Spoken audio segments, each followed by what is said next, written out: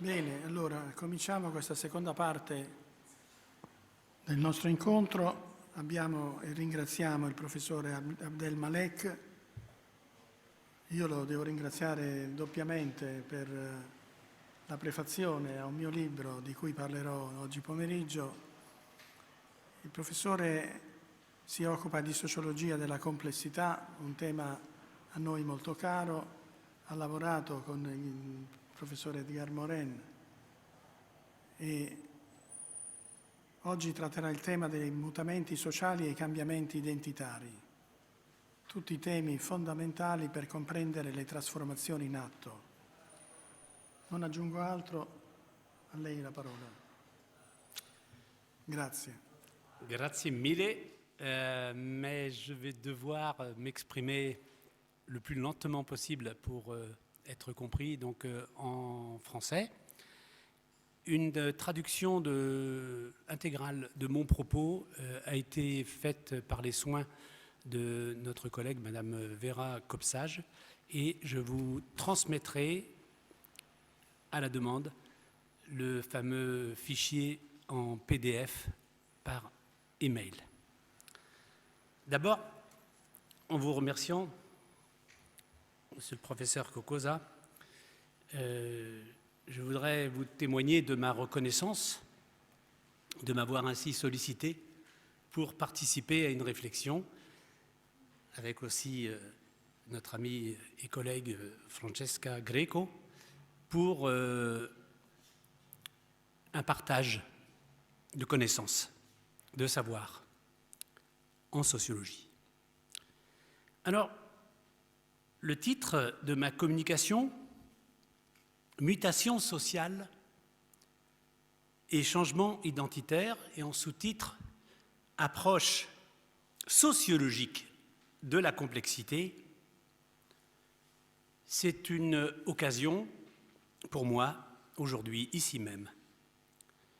Et grâce aux bons soins de notre collègue et ami, le professeur de sociologie, Roberto Cipriani, que j'aimerais remercier vraiment très chaleureusement pour l'accueil, pour l'invitation à co-construire des savoirs, co-construire des connaissances socio-anthropologiques. C'est bien des connaissances dont il s'agit et non pas d'échanger des opinions. Alors, il s'agit de dépasser, comme le professeur Franco Ferrarotti l'a évoqué avant moi, il faut tout faire pour dépasser les préjugés. Il faut tout faire pour dépasser les pré-notions, les idéologies, pour justement rendre compte de la manière dont la société fonctionne et non pas de la manière dont on voudrait qu'elle fonctionne. Et donc, l'analyse que je me propose de faire devant vous maintenant concerne non seulement la société française, mais aussi, me semble-t-il, la société italienne. Il s'agit d'étudier en sociologie le fonctionnement de nos sociétés à la fois modernes, industrialisées, individualistes et démocratiques, en France comme en Italie. Mais, permettez-moi, messieurs, mesdames les professeurs, mesdames, messieurs, chers amis, permettez-moi de commencer ce moment par un hommage. Car nous sommes tous et toutes chacun, chacune, ici, en deuil. La sociologie est en deuil. La sociologie italienne, mais aussi européenne, plus largement.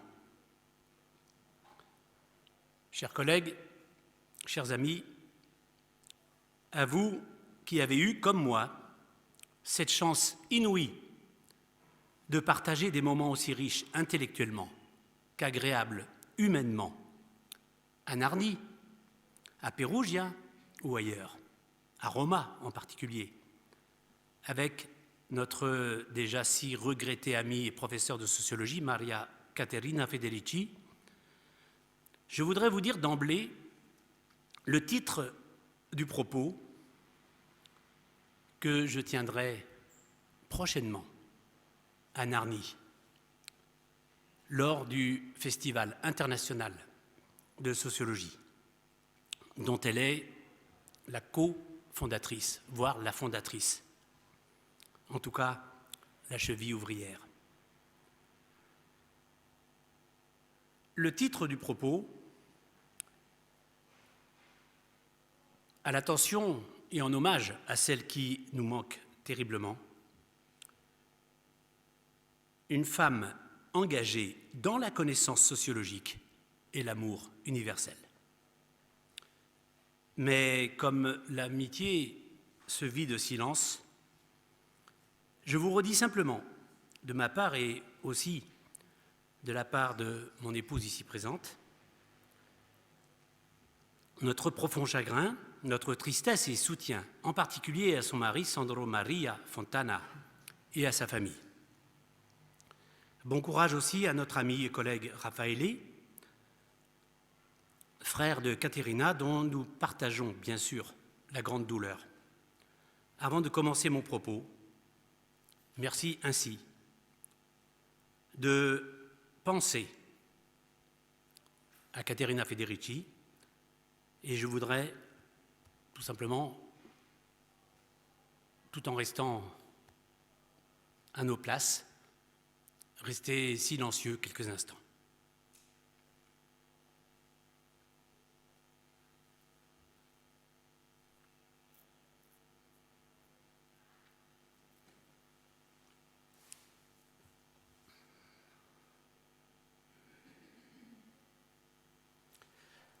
Il me revient maintenant d'exposer, et ce, car la vie et la mort entretiennent justement, précisément, des relations complexes, comme l'avait si bien exprimé le philosophe Héraclite.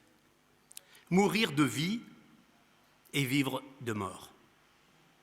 J'ai ainsi le privilège et le défi d'évoquer devant vous, en quelques mots, quelques intérêts de la pensée complexe que l'on doit évidemment au grand sociologue français Edgar Morin.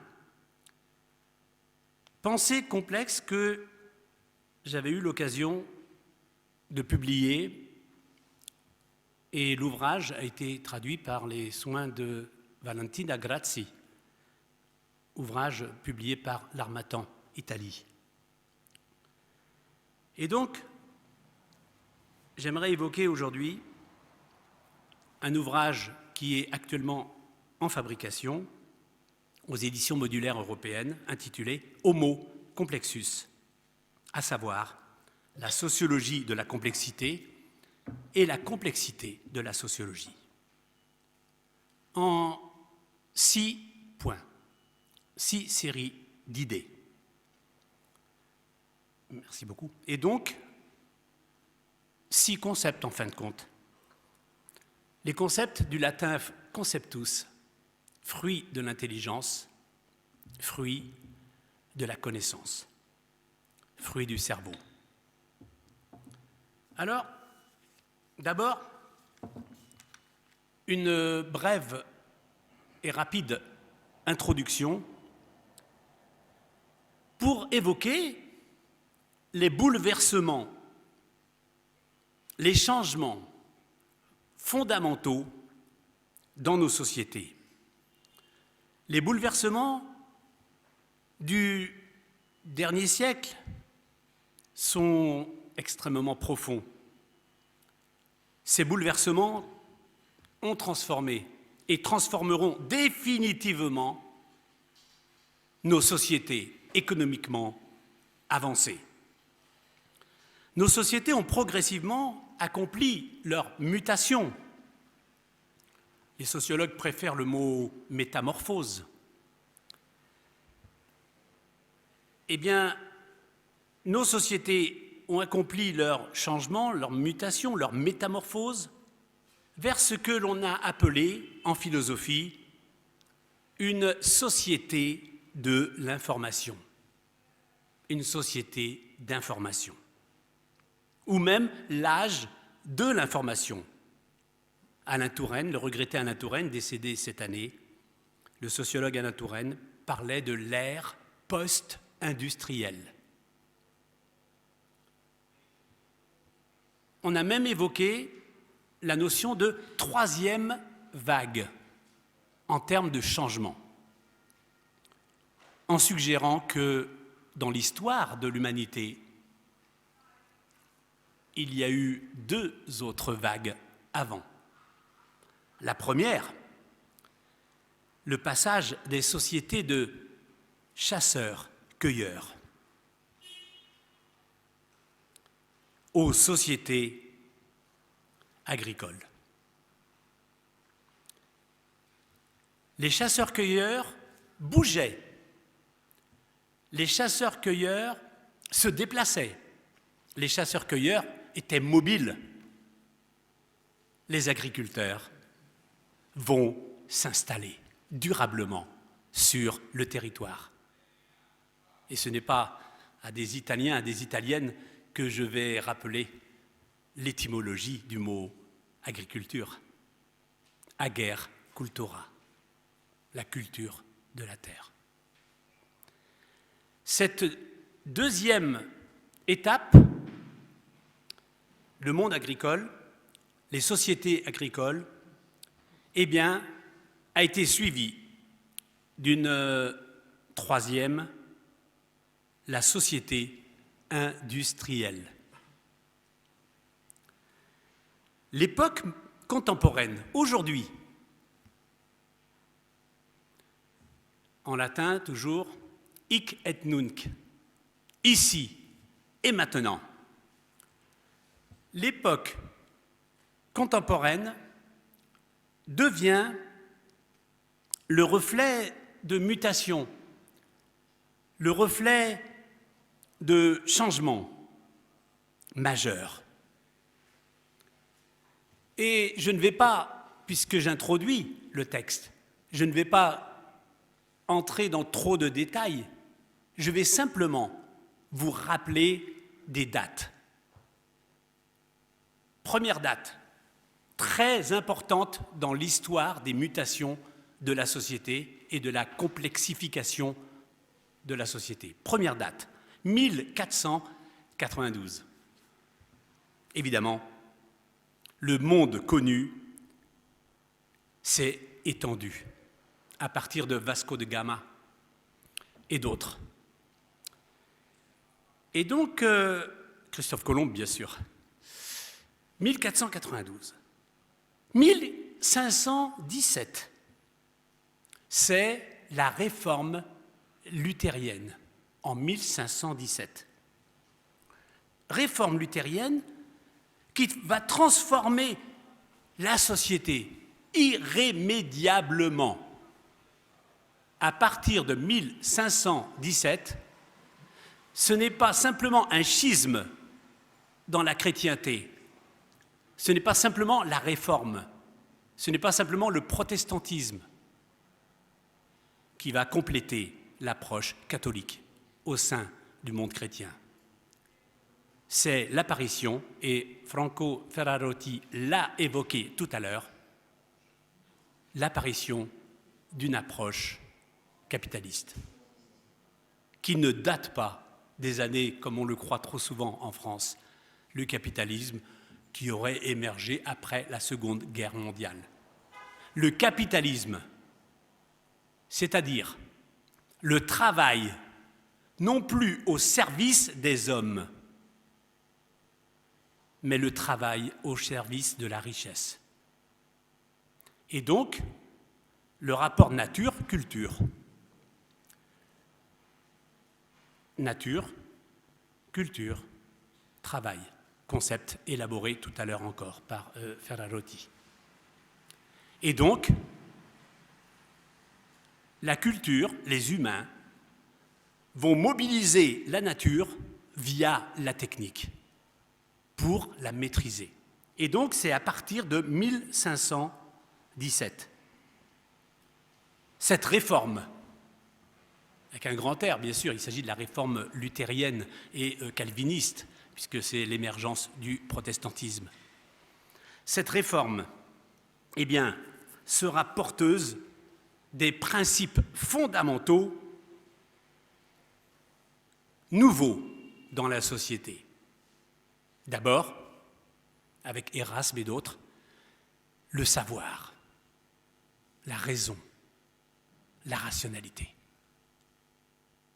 Ce n'est plus Dieu qui crée le monde, mais on commence à s'interroger, est-ce que les humains ne seraient pas autant des créateurs que des personnes créées, c'est-à-dire des créatures? Cette question philosophique de l'humain créateur et créature débute à partir de la Renaissance. En Italie, comme bien sûr en France d'abord, et en Allemagne après, et ailleurs en Europe. Alors, je n'approfondis pas, bien sûr, cette approche, et j'en arrive à un autre moment, une autre date, 1870-1871. En France, la Commune de Paris.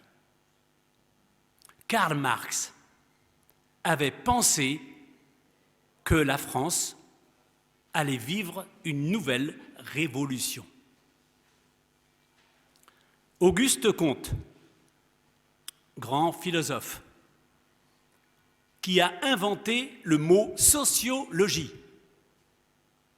socius en latin, le social, logos en grec, le discours, socius logos, sociologie, le discours sur le social. Eh bien, Auguste Comte avait imaginé une science nouvelle et contrairement à Honoré de Balzac, qui proposait dans ses romans de décrire la société française. En grec, décrire graphein, graphie. Balzac était un sociographe. Mais Auguste Comte va vouloir aller plus loin. N'oublions jamais qu'Auguste Comte, à 19 ans, sortait de Polytechnique, a été l'assistant, l'élève de Saint-Simon. Auguste Comte, je suis désolé si parmi vous il y a des admirateurs zélés du positiviste Auguste Comte, mais Auguste Comte n'a absolument rien inventé. Toute la philosophie d'Auguste Comte se retrouve dans une écriture plus efficace que le fou génial qu'était Claude-Henri de Rouvroy, connu sous le nom de Saint-Simon. Auguste Comte va donc proposer d'inventer une nouvelle discipline en France pour étudier ce qui ne bouge pas dans la société, les lois de la statique sociale, et pour étudier ce qui bouge dans la société, les lois de la dynamique sociale. Il n'en faudra pas plus au fondateur de la sociologie française, Émile Durkheim, pour prendre en considération les réflexions d'Auguste Comte, de Saint-Simon, et inventer notre discipline commune, à savoir la sociologie. Alors, du coup, pour entrer vraiment dans ce qu'on appelle classiquement dans les colloques, les congrès, les cours, les conférences, pour entrer dans le débat théorique. 6 remarques. La première. Je rappelle que notre société a plus changé ces 40 dernières années.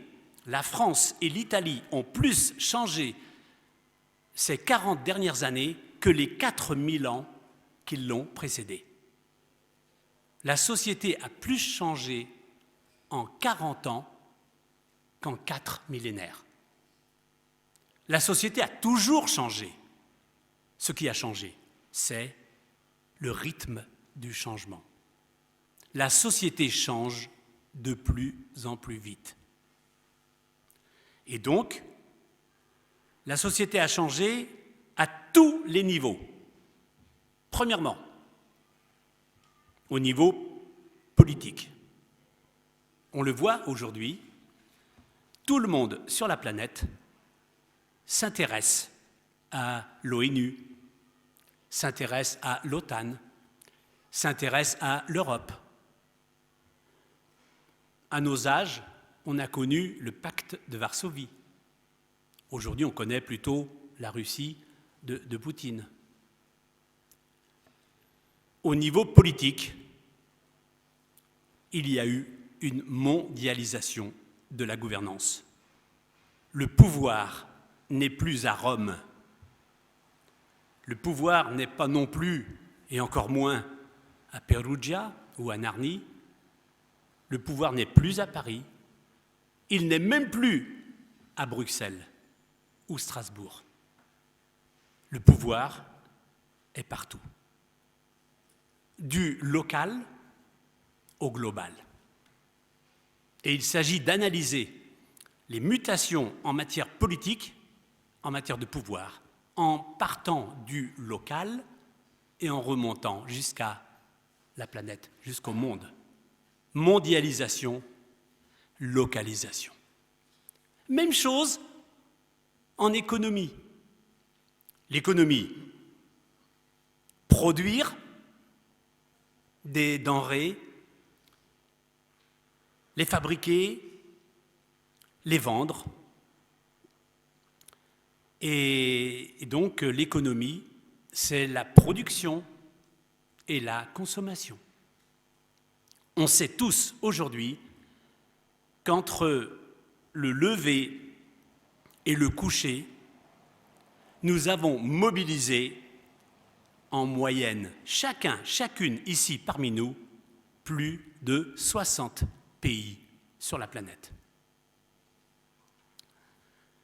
Un stylo, il est fabriqué dans un endroit. L'eau que nous buvons est produite dans un autre endroit. Le t-shirt, le pantalon, la ceinture et les portables, etc., etc. Il y a eu une mondialisation de l'économie aussi. Et enfin, troisième niveau du changement, des mutations, puisqu'il s'agit de changements complexes, au niveau culturel. Si j'interrogeais certaines parmi vous, certains me diraient, moi, je suis de Toscane, l'autre de l'Italie, d'autres de l'Europe. Et même, peut-être, mon voisin me dirait, je suis comme Jean-Paul Sartre, citoyen du monde. Il y a eu une complexification de la culture. Il y a eu une complexification des identités. Donc, face à ces changements fondamentaux, il faut des théories, il faut des concepts à la hauteur. La société est complexe, la théorie ne peut pas être simple. Méfiez-vous, méfions-nous de tous ceux, de toutes celles, surtout les politiques, pour qui les choses sont simples. Il n'y a pas de simplicité dans l'humain. Il n'y a pas de simplicité chez les humains, dans la vie sociale, a fortiori. Et donc, nous sommes passés, pour terminer sur ce premier point, nous sommes passés d'une société, comme l'aurait écrit volontiers Karl Marx, qui n'était peut-être pas sociologue, ou disons, Marx était sociologue et tellement plus. Marx, philosophe, Marx, économiste, Marx, journaliste, et aussi un acteur militant, Marx, idéologue. Mais il a tellement apporté à la sociologie que dans le panthéon des fondateurs de la discipline, je ne distingue jamais Durkheim, Weber et Marx. 3 grands fondateurs de la pensée sociologique. Marx aurait écrit, sans doute, par exemple dans le Manifeste communiste, que nous vivons dans une société de lutte des classes. Et pour Max Weber, nous vivons dans une société de lutte des places. Concurrence, compétition. Et on le vit les uns et les autres, surtout à l'université, en permanence. Lutte de classe, lutte de place. Il s'agit de trouver une place dans la société, trouver un travail, si possible bien payé, agréable, et pas trop stressant, anxiogène. Et là, pour la lutte des classes et la lutte des places, j'ajoute à Marx, Durkheim et Weber, évidemment, Vilfredo Pareto, Antonio Gramsci, excellent sociologue italien dont nous venons tout à l'heure d'entendre. Deuxième point, ce sera plus rapide. Je voudrais évoquer devant vous, et c'est une obsession, vous le savez comme moi, chez les chercheurs en sciences humaines et sociales, et pas uniquement en sociologie, je voudrais évoquer 2 hypothèses de recherche. Je disais la semaine passée à des étudiants à l'université de Rennes, je leur disais, comment voulez-vous avoir des réponses à des questions que vous n'avez pas posées? L'hypothèse est une réponse anticipée à la question. Je fais l'hypothèse que si j'ai des parents qui ont de l'argent, j'ai plus de chances de réussir à l'école. Indicateur 1, catégorie socio-professionnelle. Indicateur et variable 2, réussite ou non à l'école. Je n'en sais rien, mais l'enquête permettra de valider ou d'invalider l'hypothèse.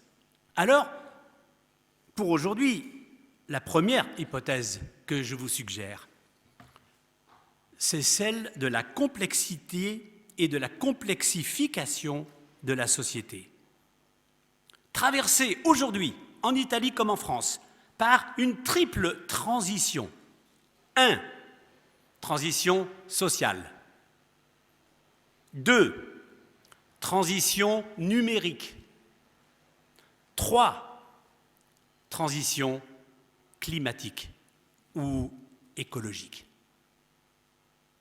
On ne peut rien comprendre, au moins moindre changement, à la moindre transition, si on n'intègre pas en même temps et dans l'analyse les deux autres transitions. Transition sociale, transition numérique, transition écologique ou climatique.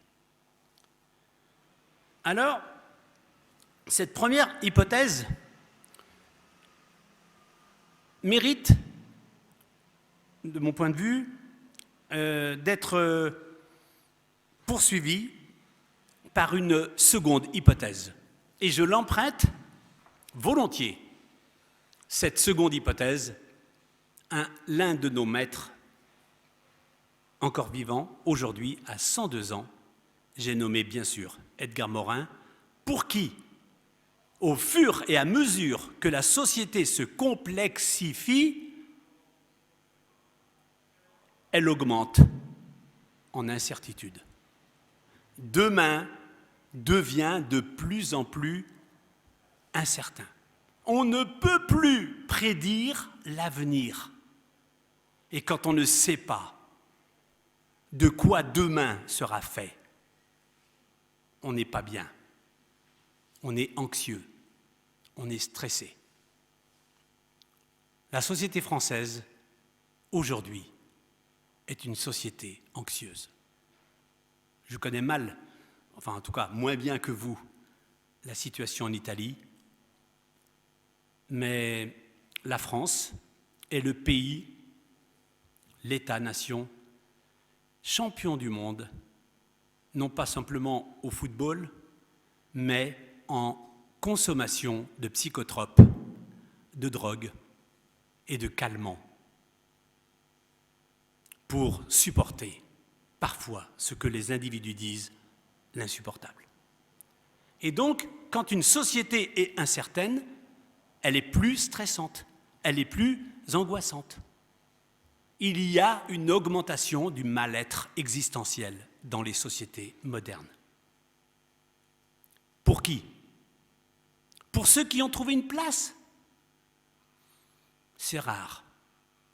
Il n'y a guère que aux États-Unis, où quand on va bien, on fait une psychanalyse. Dans les autres pays, les psychothérapies, c'est pour aller mieux. C'est pour exprimer sa douleur et ses angoisses. Alors, on le voit, ces deux hypothèses sont liées. Complexification d'un côté, incertitude de l'autre. Troisième point, pour rendre compte de la réalité sociale, de la réalité du fonctionnement de la société. Encore une fois, je pense, non pas pour agir, mais, et c'est un petit peu ma théorie, pardon de l'évoquer, mais ma théorie est un peu différente de celle de Franco Ferrarotti par rapport à ça. Quand Franco Ferrarotti dit que je pense, je dois anticiper pour agir. Il a raison comme homme politique, il a tort comme sociologue. Quand je pense pour agir, j'utilise des notions. Quand je pense pour comprendre, auf Deutsch verstehen, verstanden, en latin comprendere, je prends pour moi la réalité extérieure. Quand je réfléchis pour comprendre, ce n'est pas la même chose que quand je réfléchis pour agir. La sociologie n'est pas au service du changement social, ni à droite, ni à gauche. La sociologie est au service de la connaissance. Et pour comprendre et pour connaître, pour analyser, eh bien, il faut définir les mots, les transformer en outils intellectuels. Et il n'y en a pas d'autres, ce sont les concepts. Personnellement, je dois beaucoup, dans ma formation intellectuelle, à ma lecture du philosophe Gaston Bachelard. Alors, comme tous les enseignants, je cite les ouvrages « Le nouvel esprit scientifique », édition des PUF, Presse universitaire de France. Gaston Bachelard, qui pour moi est le premier philosophe des sciences à avoir défini en 3 mots, pas 4, 3, la démarche scientifique. Si la sociologie est une science, eh bien, c'est parce que le fait social dont parle Durkheim doit être, premièrement, conquis sur les préjugés. Le fait social est conquis sur les préjugés. Deuxième mot, le fait social est construit. Construit par la raison. Troisièmement, le fait social est constaté dans les faits. Constaté. Conquis, construit, constaté.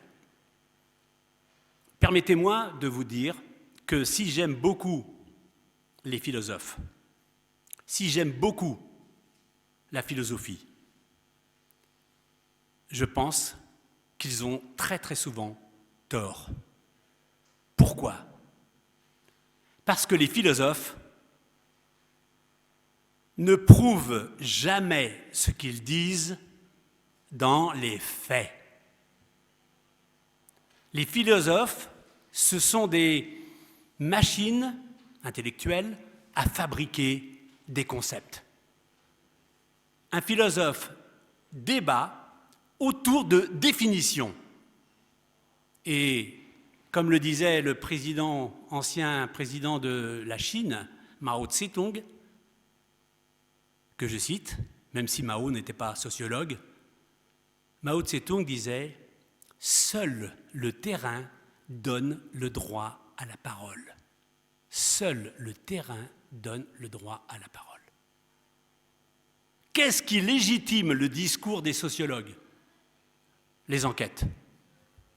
Des enquêtes sérieuses, des enquêtes rigoureuses.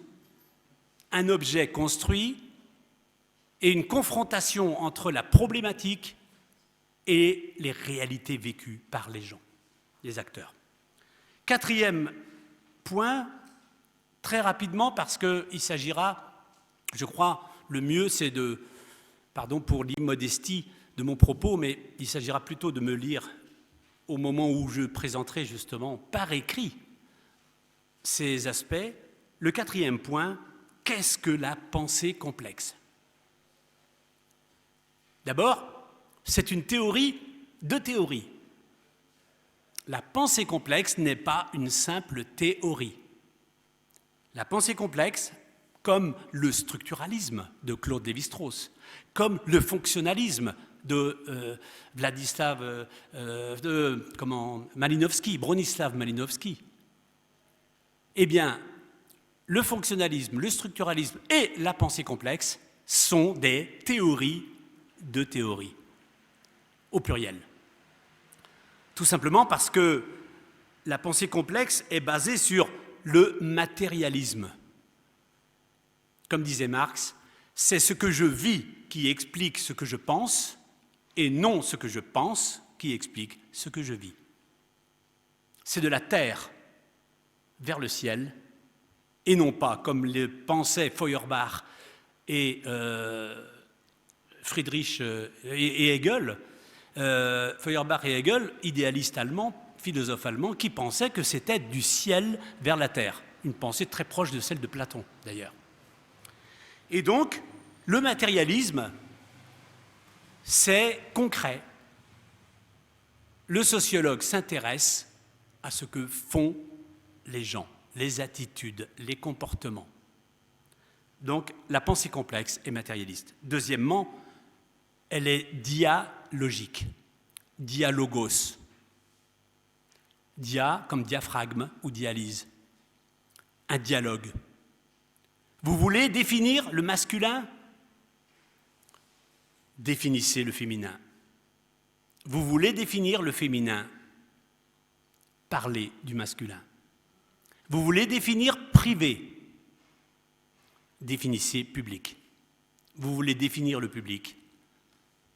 En fait, vous ne parlez que du privé. Vous voulez définir les dominants? Parlez des dominés. Vous voulez parler des dominés? Évoquez les dominants. Relation dialogique. Ce qu'on croit être un paradoxe fait partie de la même réalité. Comme Edgar Morin aime le citer, le lien complexe entre Eros et Thanatos. Les forces du bien et de l'amour et les forces du mal et de la destruction. Chez le moindre être humain, y compris les terroristes, il y a une part en eux. Aucun individu n'est que mauvais. D'ailleurs, aucun individu, on le sait tous, n'est que bien. Et donc, la dialogie fait partie de la pensée complexe. La pensée complexe est systémique. La société fonctionne comme un grand système. Le système a fabriqué les acteurs. Mais qui a fabriqué le système? Les acteurs. Les acteurs, les citoyens, sont fabriqués par la société. Qui les a fabriqués? Et le regretté Jean-Louis Lemoigne, penseur constructiviste, l'avait bien dit, la société est fabriquée par les individus qu'elle a fabriqués et qui l'ont fabriquée. Donc, on ne peut pas penser dans la pensée complexe, d'un côté le social, d'un autre côté l'individuel. Il faut penser les deux en même temps, de manière systémique et dialogique. La société fonctionne donc, selon moi, comme un grand système composé de sous-systèmes, par exemple le sous-système éducatif. Et à l'intérieur du sous-système éducatif, encore des systèmes, par exemple, universitaires. Et à l'intérieur des sous-systèmes, des individus, qu'il faut penser en même temps. Cinquième et avant-dernier point, en rappelant quand même juste que j'ai apprécié dans le propos de Franco Ferrarotti, l'idée qu'il ne fallait pas penser la société et le monde de manière causaliste. X renvoie à Y. Par exemple, je pratique une religion couramment, je suis un pratiquant régulier, X, et Y, je vote à droite. Il y a des gens qui ne pratiquent pas, qui ne pratiquent aucune religion et qui votent à droite. Et il y a des gens qui pratiquent une religion et qui votent à gauche. X et Y ne doivent jamais être interprétés, et Franco Ferrarotti a eu raison d'insister là-dessus, interprétés de manière causaliste. La pensée complexe n'est pas causaliste. Cinquième et point, je dirais, et avant-dernier point rapidement, la pensée complexe que je vous propose en sociologie consiste ainsi à tout faire pour dépasser la fausse opposition, toute une série de fausses oppositions. Individu, société, structuralisme, fonctionnalisme, quantitatif pour les méthodes, qualitatif.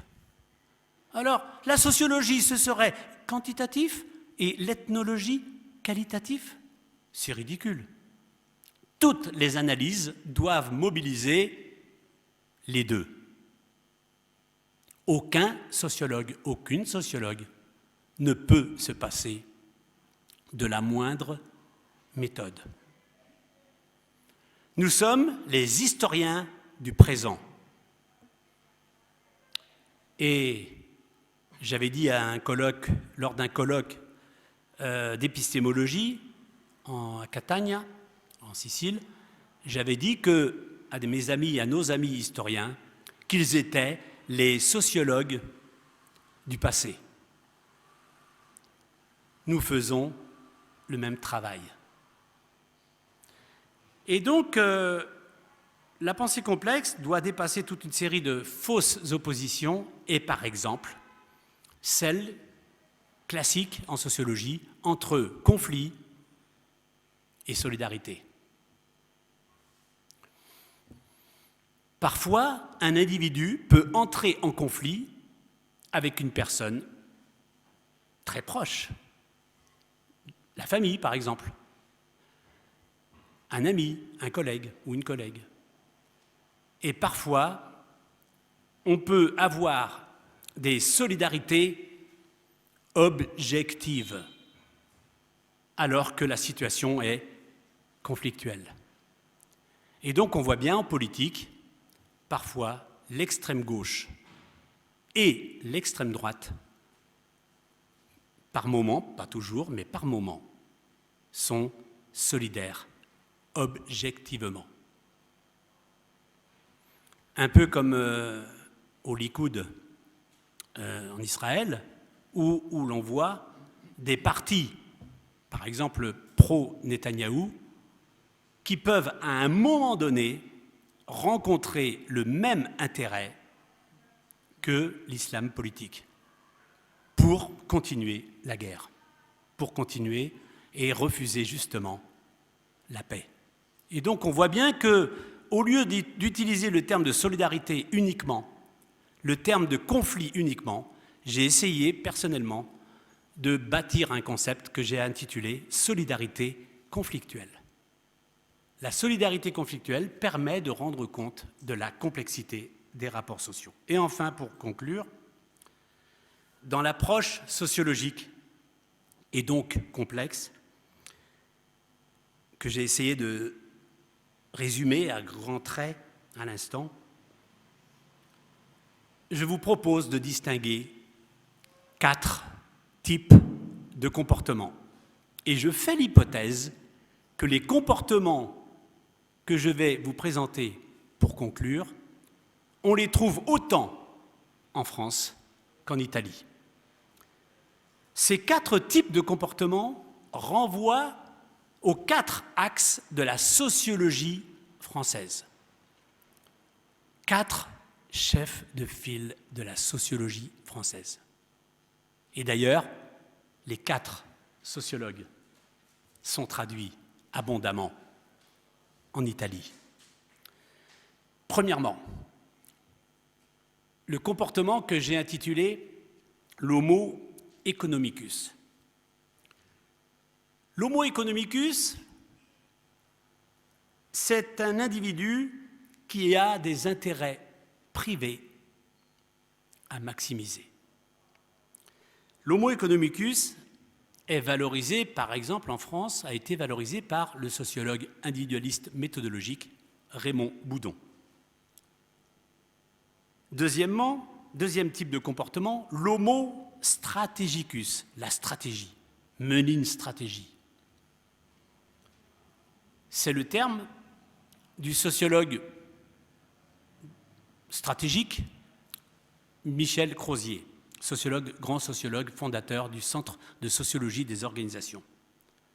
Ce modèle de l'homo strategicus est un modèle plus réaliste. C'est un individu qui est capable d'autonomie, de faire des choix rationnels et autonomes. Troisième type de comportement, là vous voyez bien, pour les sociologues que vous êtes, vous voyez bien que je suis qualitativement, théoriquement weberien, que j'ai bâti une typologie. Attention, je vous parle de type et non pas de la réalité. Mon approche est théorique, elle est conceptuelle. Troisième type de comportement, l'homo politicus. Donc le premier, homo economicus, le deuxième, homo strategicus, avec Michel Crozier. l'homo politicus, c'est le déjà regretté Alain Touraine, décédé donc cette année.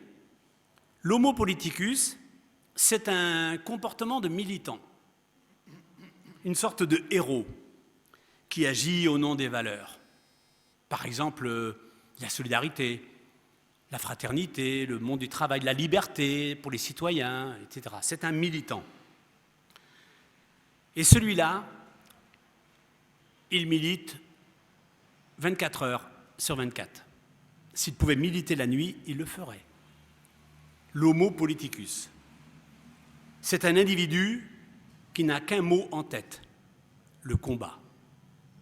La vie, pour lui, est un combat. Il faut lutter, revendiquer. Et enfin, le quatrième type, vous avez entendu parler de 3 grands auteurs, 3 chefs de file de la sociologie française. Évidemment, j'ai voulu terminer par celui, pardon de me situer dans le débat, mais celui dont j'apprécie particulièrement la pensée, les concepts, les théories, à savoir Pierre Bourdieu.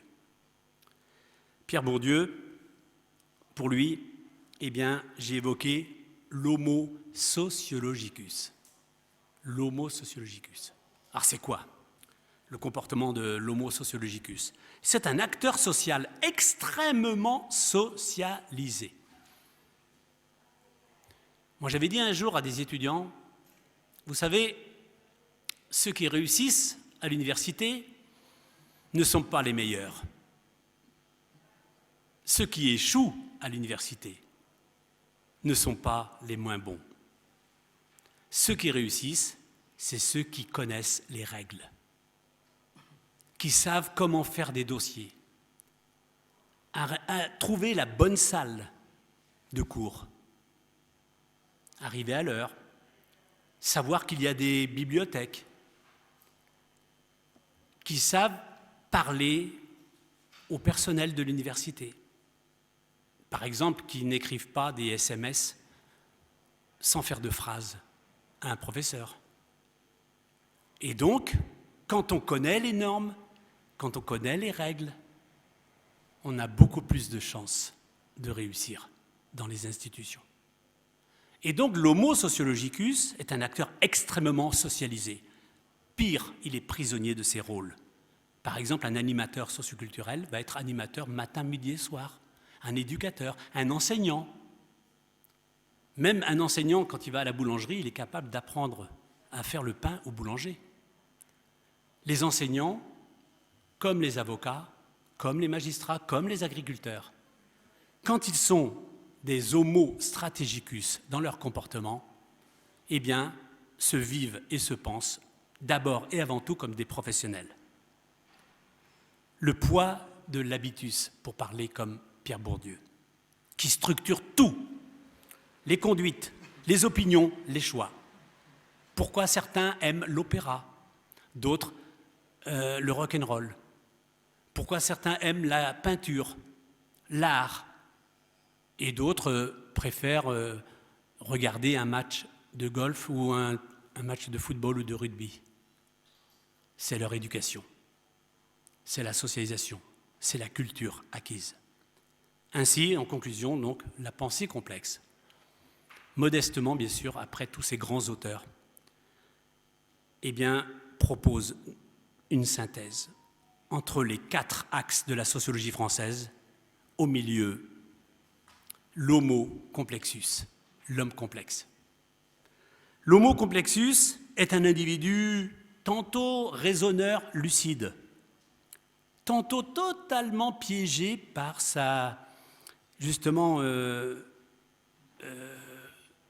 par sa propre lucidité et rationalité.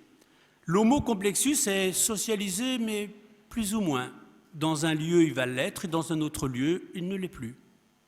L'homo complexus est autonome dans un endroit, avec certaines personnes, et dans d'autres endroits, complètement à côté de la plaque, totalement dépendant. Mais ce qui caractérise l'homo complexus, c'est que nous avons affaire, et je crois que dans cette salle, nous sommes nombreux à être des homo complexus, eh bien dans cette salle, nous sommes des individus complexes, c'est-à-dire à plusieurs facettes. Plusieurs facettes que nous cachons. Parce que nous savons très bien que pour être efficace, il faut faire et dire après. Parce que quand on dit, on a des chances de ne pas pouvoir faire. Et donc l'homo complexus est un être totalement tiraillé. Tiraillé, mais avec des valeurs, mais aussi des rationalités. Je vous remercie.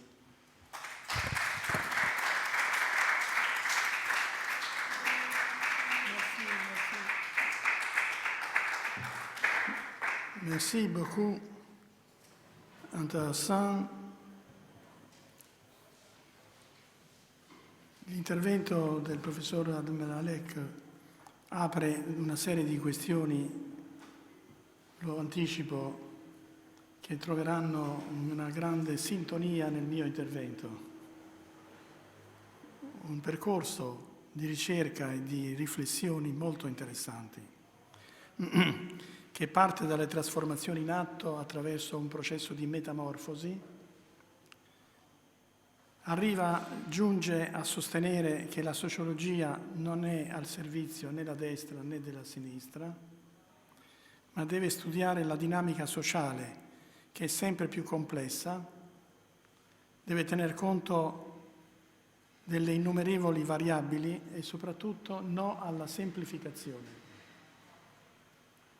Il terzo step è che siamo in presenza di forti transizioni sociale, numerica, ecologica, transizioni che ci portano ad un tipo di osservazione già svolta dal maestro Edgar Morin. Non è più possibile prevedere il futuro. Paradossalmente, nel momento in cui abbiamo una dimensione tecnica che ci aiuta a svolgere qualsiasi previsione, diventa difficile prevedere, perché la trasformazione in atto è troppo veloce e consistente per essere fotografata e bloccata in un istante. Bisogna superare, anche questo un passaggio importante, che riprenderò oggi pomeriggio, la contrapposizione fra azione e strutturazione, perché siamo nel percorso di una relazione dialogica. E infine i comportamenti nei quali riconosco, anch'io mi sono mosso in questa dimensione. Chiude il professore con la dimensione dell'homo complexus, io chiudo con l'homo civicus. Quindi con questa apertura molto importante abbiamo l'ultima mezz'ora, 20 minuti, mezz'ora per un confronto su queste tematiche. Grazie Ali. Bene, prego. Microfono. Microphone.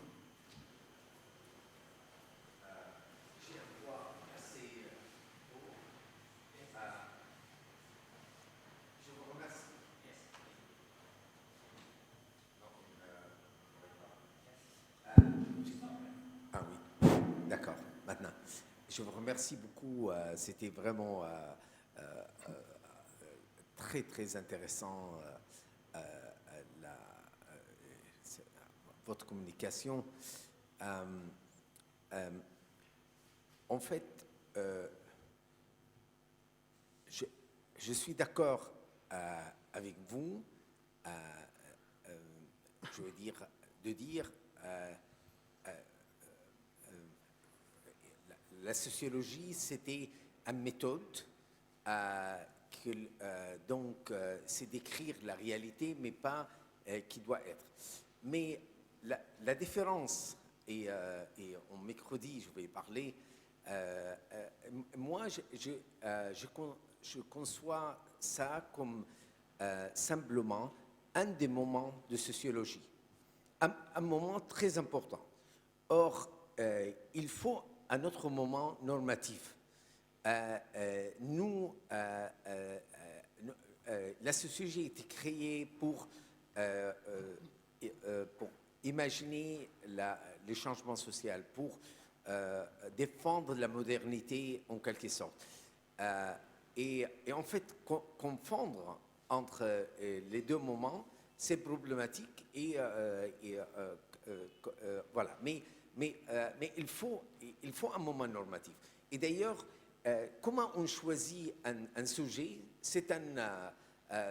souvent c'est un choix normatif. Pourquoi je vais étudier les classes ouvrières et pas les producteurs de caviar, par exemple, ou de foie gras en France. Mais voilà.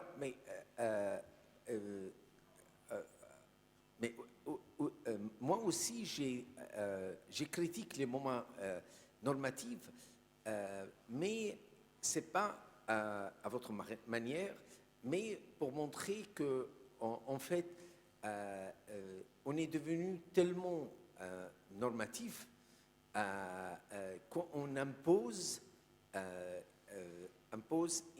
choix de la vie bonne, le bien, je veux dire, dans une dichotomie de Jean Rawls dans le libéralisme politique entre la conception de justice que tout le monde il doit se partager et la conception des biens qui est pluralistique, etc. Les sociologues, il est devenu des groupes qui ils ont un poids symbolique très important. Il peut participer au changement des lois, mais avec un problème, qu'il impose pas la notion de justice, mais la gestion des biens. Donc ça c'est je vais le développer mercredi, mais simplement. Would you like answer now or there can No, collect more questions? Yes, no. What do you prefer, more question or Non, question tout de answer? suite, répondre. dialogue. Merci beaucoup. En fait, nous sommes d'accord, il s'agit d'étapes et de moments différents. Et je crois que si le projet de la sociologie, le projet scientifique, c'est d'analyser objectivement la réalité, il s'agit de ne pas perdre de vue que le sociologue fait partie de son objet. Le sociologue est un citoyen qui étudie une société dont il est membre. Il faut donc, de mon point de vue, et je pense que vous serez d'accord avec ce projet en tout cas, il faut objectiver la subjectivité des enquêtés, objectiver les autres, mais il ne faut pas oublier, comme le disait Pierre Bourdieu, d'objectiver sa propre subjectivité. Et il faut donc prendre de la hauteur, prendre de la distance, aussi bien en ce qui concerne le discours des acteurs que ses propres préjugés.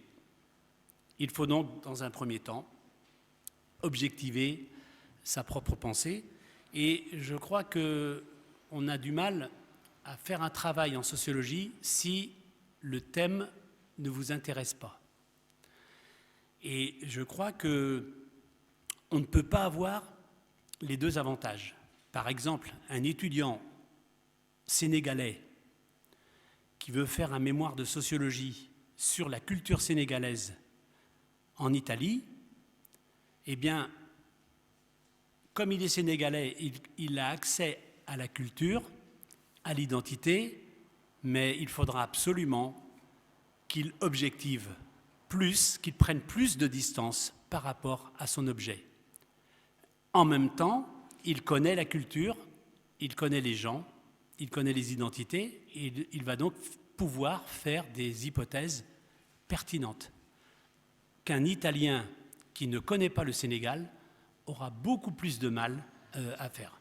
Et simplement une dernière idée, je crois qu'entre la recherche pure et l'analyse politique normative, il y a entre les deux la recherche-action. Dans un premier temps, je fais un travail scientifique et ensuite, je propose d'agir sur le terrain. C'est simplement distinguer mentalement.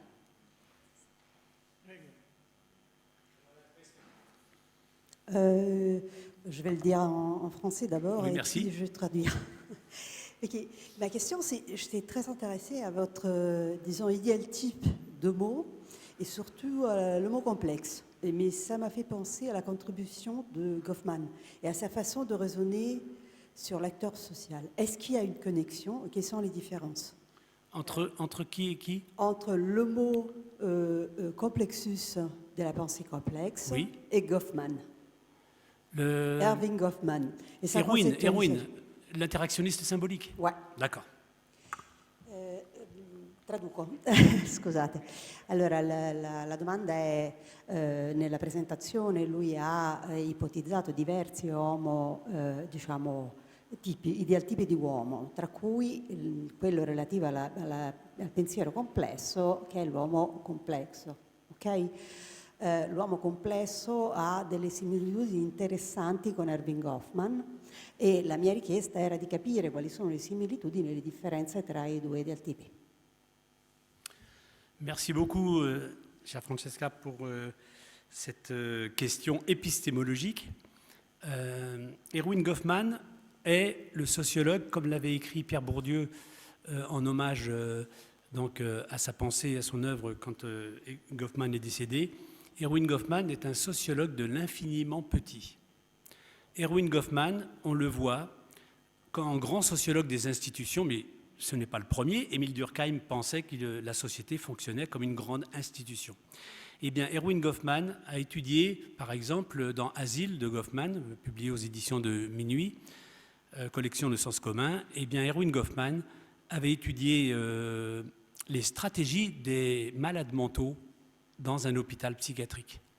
Et au lieu de donner la parole aux médecins, aux psychiatres, il avait donné la parole aux malades.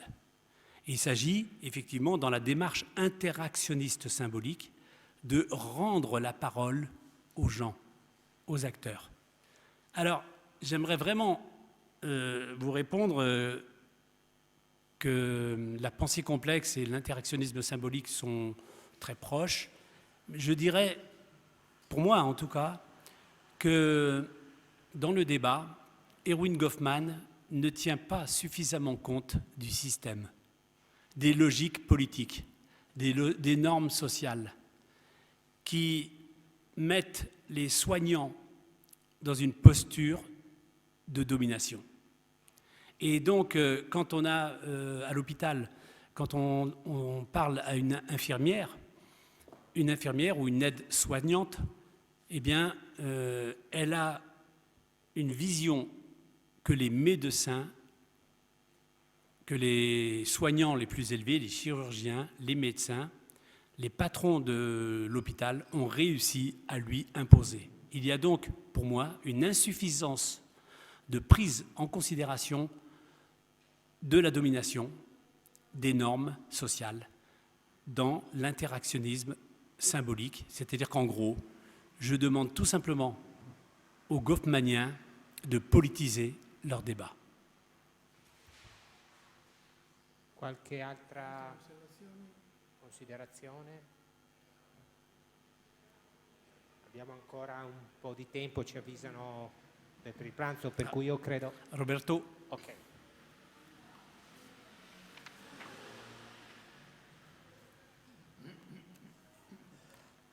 Oui, je viens d'apprécier votre exposé parce que vous avez insisté sur la nécessité de considérer la société comme quelque chose de très complexe. Mais il y a un risque. C'est le risque d'éviter la complexité de la complexité. C'est-à-dire le risque de réduire tout ça à un système, bien sûr complexe, mais qui est un système, donc qui organise tout, donc qui ne permet pas de déviance, qui ne permet pas des limitations, qui ne permet pas la présence du sujet en tant que tel.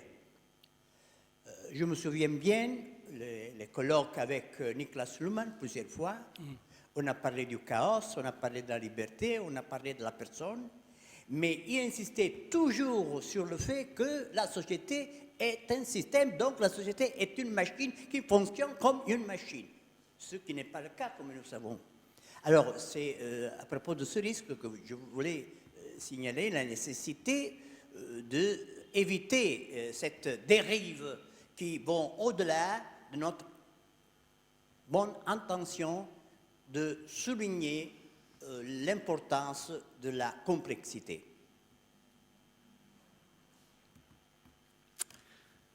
Merci pour cet apport extrêmement précieux, puisque il ne saurait y avoir de théorie totale. Avec, par exemple, le structuro-fonctionnalisme américain, on a des grandes théories, des théories à grande portée. Le marxisme aussi prétend répondre à tout.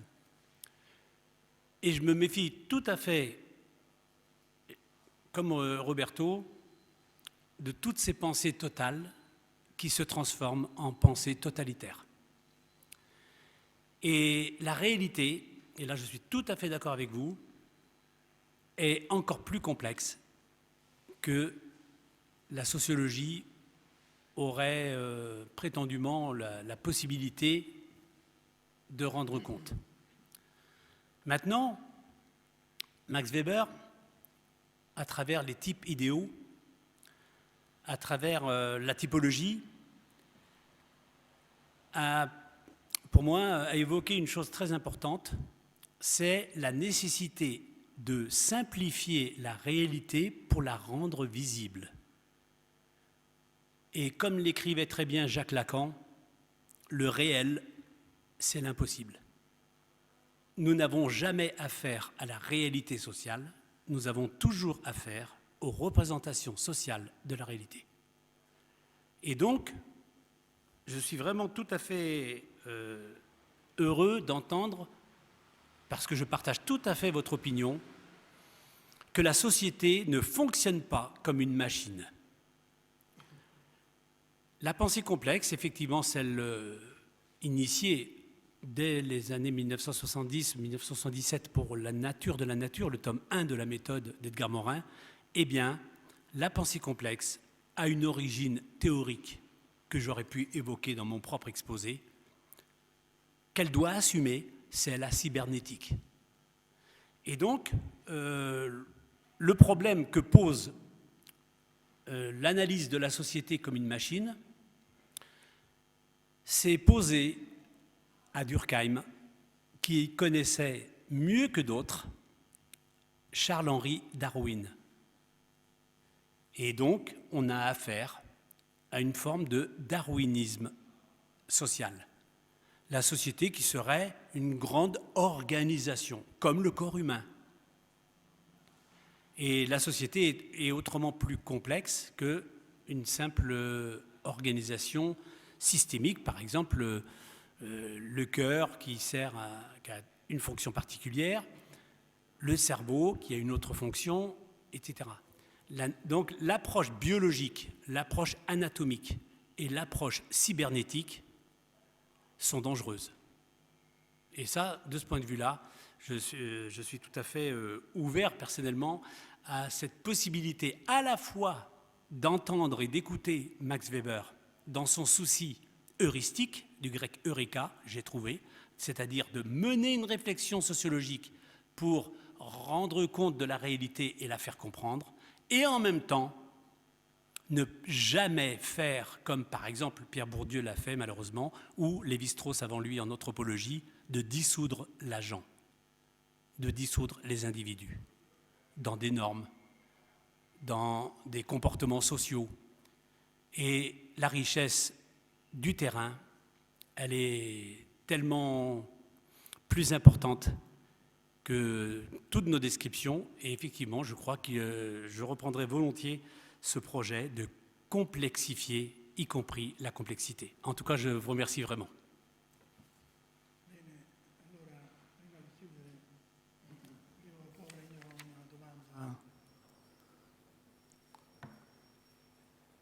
Nella relazione c'è un passaggio importante che riguarda il superamento delle contrapposizioni.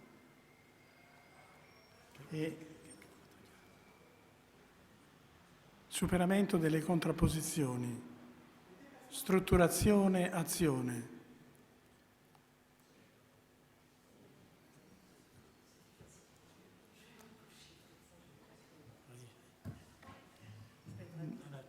Ah, va bene. Allora, nella sua relazione c'è la contrapposizione fra strutturazione e azione. Nell'ambito di queste trasformazioni, cosa ne pensa di una soluzione che ho trovato nel mio libro, che lei conosce, in un nuovo concetto che è co-petition? Petition, che è la fusione di competizione e cooperazione.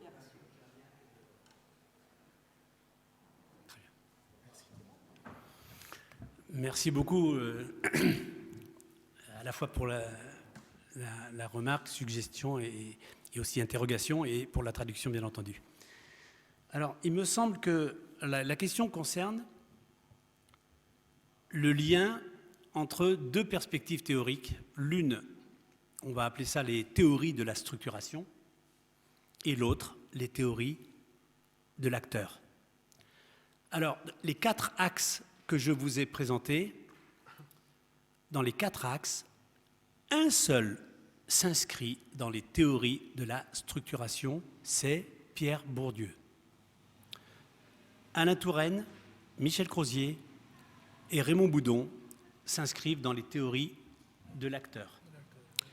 Et donc, la suggestion que vous me faites de l'amitié de rappeler, à savoir de compétition et de solidarité, la synthèse entre la compétition et la solidarité, je la trouve extrêmement pertinente pour justement rendre compte de relations à la fois inter-individuelles, donc les individus entre eux, et en même temps dans les relations inter-organisationnelles ou inter-institutionnelles.